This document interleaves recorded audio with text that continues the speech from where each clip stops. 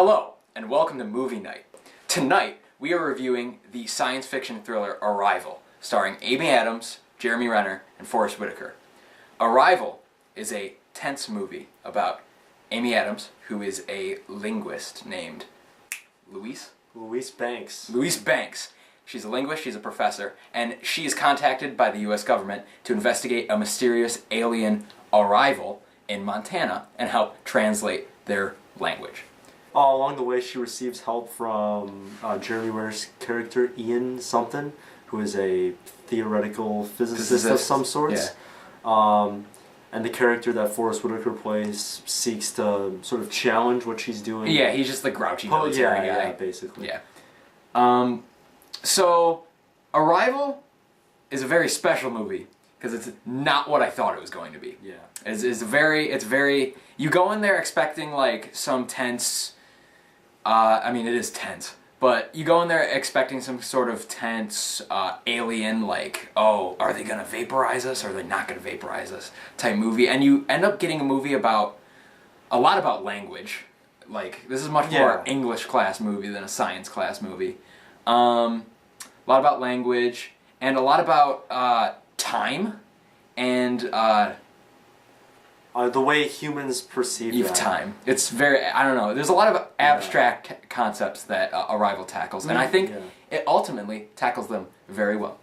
And just by watching the trailer, you really think there's going to be like a dozen explosions.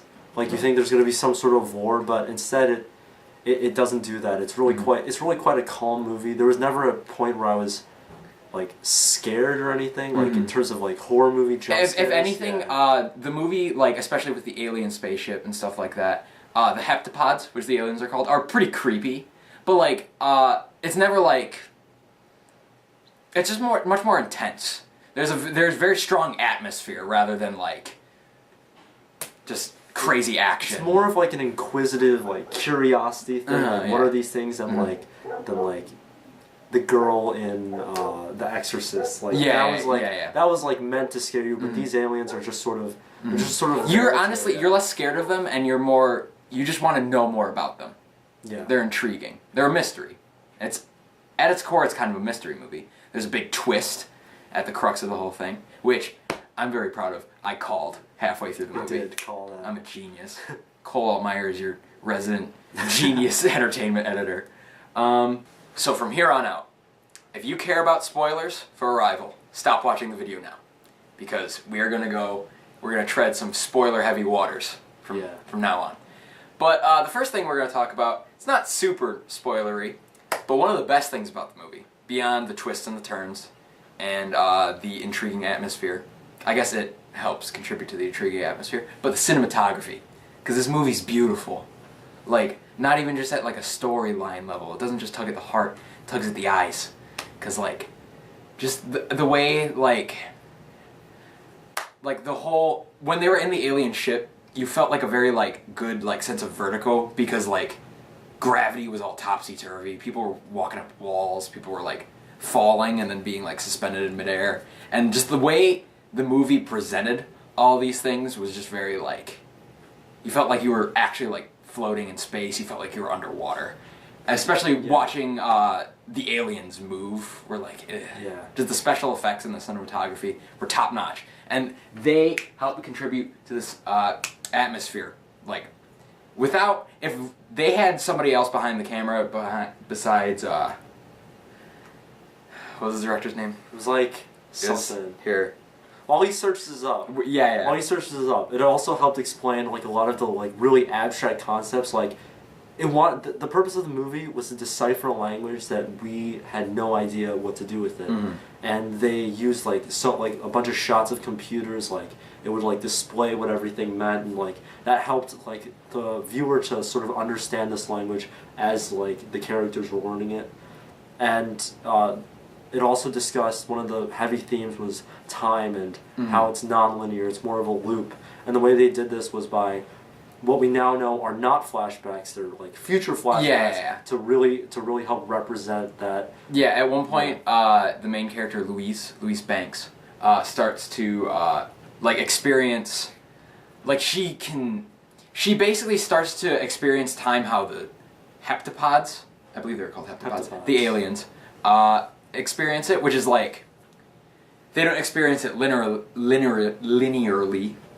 They kind of like experience it like all at once. So she sees like flashbacks of her future, just at random moments, just like inopportune times, sometimes opportune times, because that ends up playing in her favor by the end. But I finally got the director, Denis Villeneuve. Villeneuve.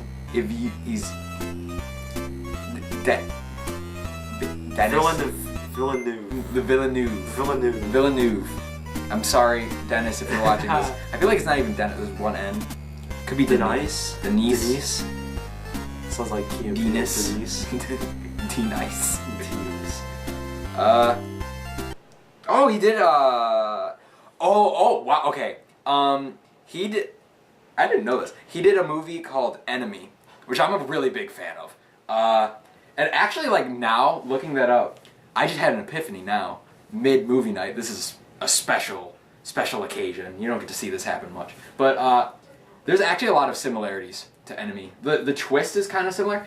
If you like Arrival, if you go out and see Arrival, and you want to see something that's, like, next level, like, that ups Arrival's weirdness, go see Enemy. It's starring Jake Gyllenhaal. Very pretty guy. He plays 2 characters. Double the Jake. What more could you ask for? So next topic for spoiler discussion is the twist.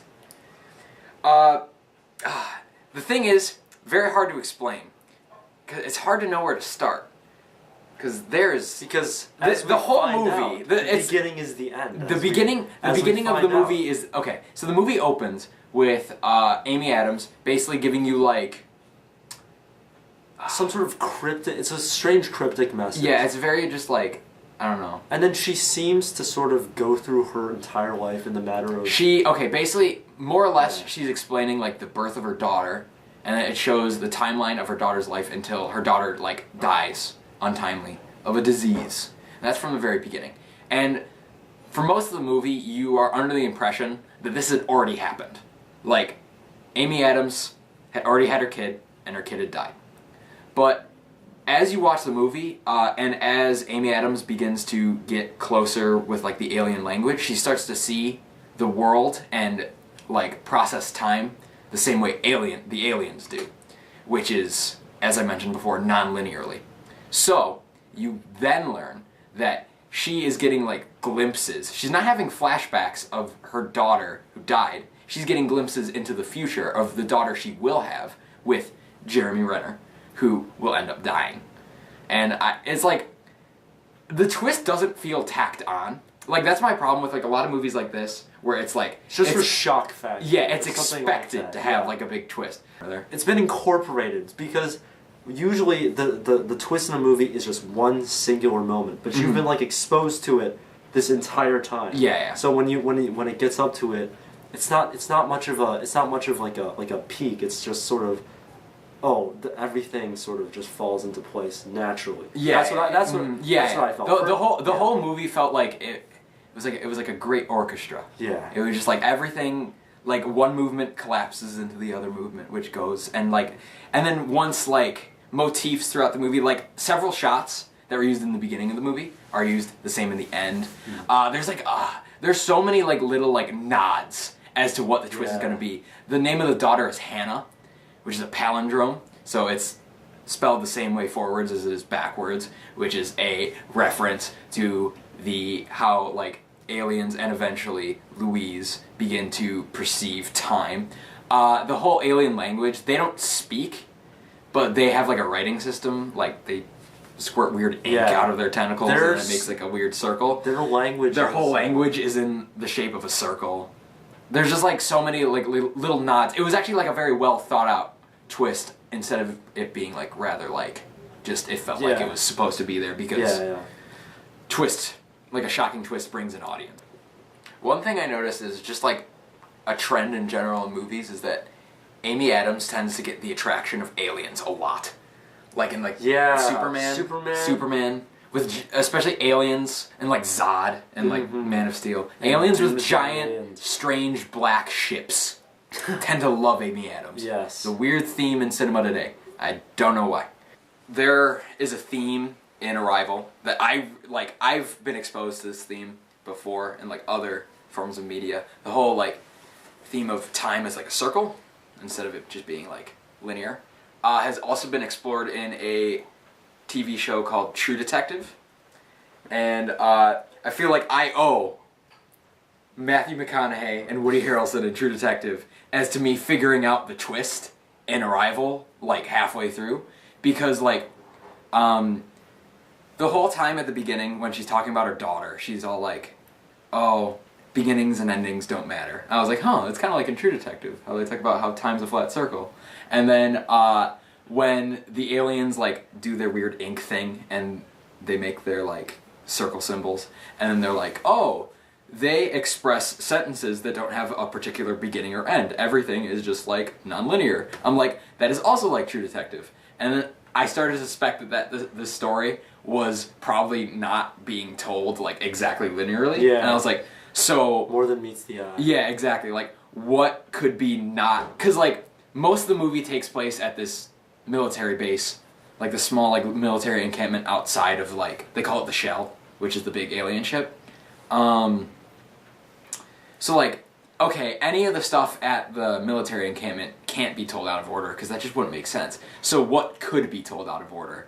Yeah. All the flashbacks. And that's really the only zoom out, so look at the whole timeline. Exactly, yeah. Picture, yeah. And if the flashbacks couldn't take place before, well, they're not taking place at the same time. They have to be taking place after. So I was like, oh, so she hasn't had the kid yet. And I was like, oh, I came at this realization because I was really bored one night and I decided to binge True Detective. So I thank you, Nick Pizzolatto. Yeah. I believe that's his name. Yeah. Thanks. And the specific moment was she has a future vision of her daughter asking her the definition of a word. Oh, yeah. The definition of a word. And then what's it called? I'm forgetting it too. Something zero. Some zero. Win some. It was about compromising, but not really. Yeah. And then Jeremy Renner's character says that word. Some zero victory. Yeah. I'll look it up after, and I will correct myself through editing. I'll put a little. It'll be right here. There will be what I mean. What words I mean. Yeah. And then Jeremy Renner tells her, and then in the future flashback, she's able to recall this. Yeah. And the logic was, in Cole's mind, because I didn't figure it out till later, was she would have not been able to recall the word if this had been in the past. She would only have been able to recall the word had it happened to her before. After. Yeah. But then we learn that I was kind of wrong, because it's not just in the future. It's like Amy Adams is like kind of has her foot in two puddles. Like she's in the future, but she's also in the past at the same time. It's like she's experiencing all of her life at once. Hence the circle. Yeah, exactly. Yeah. So all in all, Cole, what were your thoughts on Arrival? I give it. I don't know. I can't think of a definite score.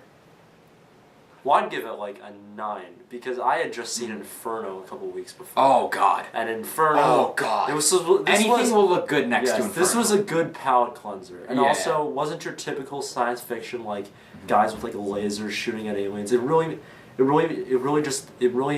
I mean, you could say this about literally any movie, but it really did like sincerely make me like think. Like, yes, it's like a lot of people throw that term around like oh, it made this is like legitimately a thinking man's movie. Because it's not I feel like we're getting across the misconception that this movie's confusing. Really, it's not. It actually like it unravels itself quite nicely by the end of the movie, and like everything is there for you to see and appreciate. Yeah. And it's like you were watching somebody make a cake. Yeah. And then they put it in the oven, and then it comes out, and it comes out beautifully. It's like by the end, everything is clear. Yeah. And it's great. This movie is as confusing as you want it to be. Exactly. Yeah. It's just, and at the end of the day, it's pretty much as good as you want it to be. You could think that like it sucked because, I mean, you could think that like time loops and paradoxes are just cop outs or something, which is like. Completely. But in this movie, it's not. It definitely doesn't feel like a cop out, and it definitely feels like it was actually woven into the plot, and even the cinematography, as we discussed before, like quite nicely. I give it 6.5 alien legs out of 7. Yeah. That's my creative score of this review. 6.5 If somebody will do the math on that, which I will. 6.7.